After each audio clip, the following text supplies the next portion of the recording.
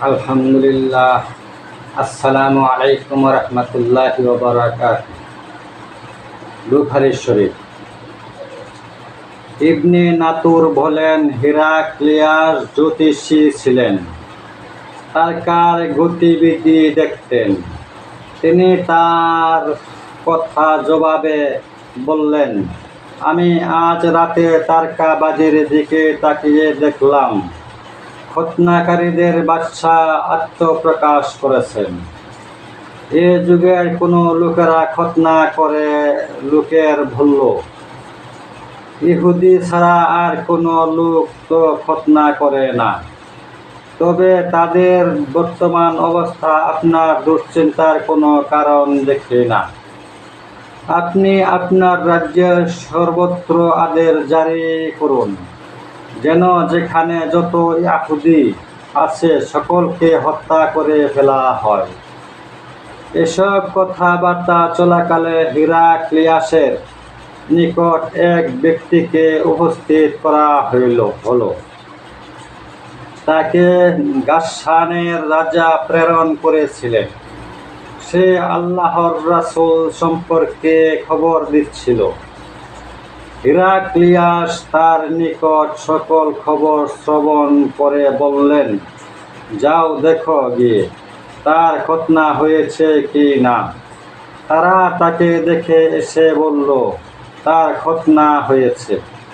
Heraclius তখন তাকে জিজ্ঞাসা করলেন, আরবরা কি খৎনা করে থাকে?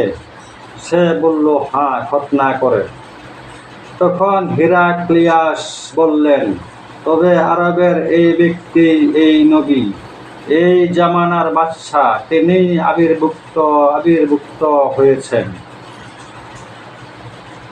অতঃপর হিরাক্লিয়াস রোমবাসী তার এক বন্ধুর নিকট পত্র লিখলেন। তিনি তার সমকক্ষ জ্যোতির্বিদ ছিলেন। তারপর হিরাক্লিয়াস হেমস গমন করলেন। তথায় অবস্থাকালে তার বন্ধুর নিকট থেকে জবাবি পত্র আসলো যে, তিনি নবী করিম সাল্লাল্লাহু আলাইহি ওয়াসাল্লাম এর আবির্ভাব সম্বন্ধে তার সাথে একমত এবং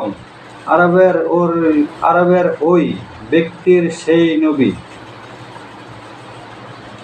তারপর হিরাক্লিয়াস তার হেমস্থিত দরবার কক্ষে রোমের বিশিষ্ট ব্যক্তিদেরকে ডাকলেন। তার নির্দেশে দরবার গৃহের দরজা বন্ধ করে দেওয়া হলো। তারপর তিনি দরবার কক্ষে আগমন করে বললেন, হে রোমের অধিবাসীরা, তোমরা কি কল্যাণ, সুপথ এবং তোমাদের রাজ্যের স্থায়িত্ব কামনা করো? তোমরা চাইলে এই নবীর আনুগত্য স্বীকার করো। তারা একথা শোনা মাত্র বন্য গর্দভের ন্যায় উঠে দরজার দিকে ধাবিত হলো, কিন্তু দরজা বন্ধ দেখল। হিরাক্লিয়াস তাদের এই অবস্থা দেখে তাদের ঈমান গ্রহণ সম্পর্কে নিরাশ হলেন। তখন তাদের সকলকে তার নিকট ফিরিয়ে আনতে নির্দেশ দিলেন।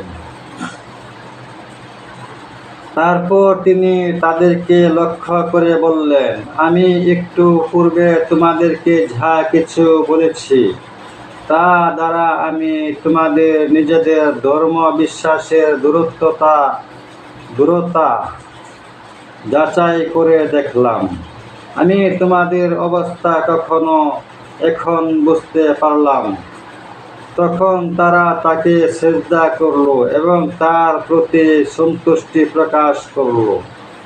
এটাই ছিল হিরাক্লিয়াসের শেষ অবস্থা।